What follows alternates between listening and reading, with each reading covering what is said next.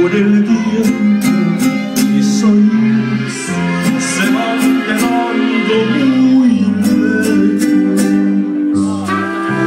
Ya no me llevo a mi padre en la mano, solamente sus consejos.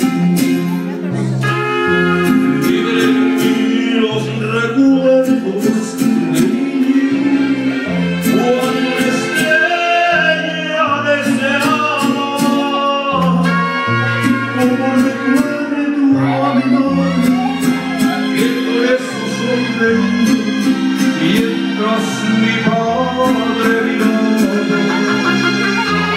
Años que vienen despacio y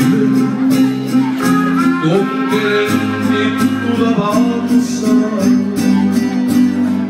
como quería ser grande,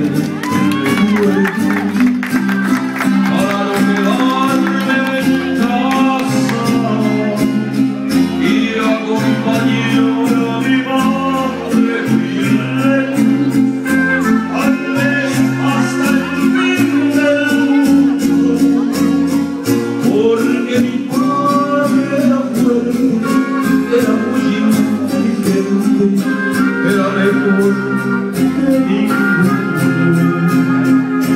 Oh, ya no quiero que pasen los años, porque mi padre ya está viejo, se le han quitado de arrugas sus manos y de nieve sus cabellos.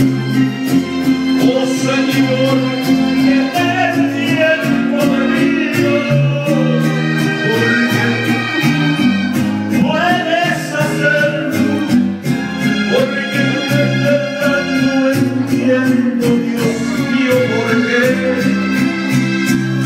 se nos va a mover. Cuando se canse un día tus pasos, yo quiero ser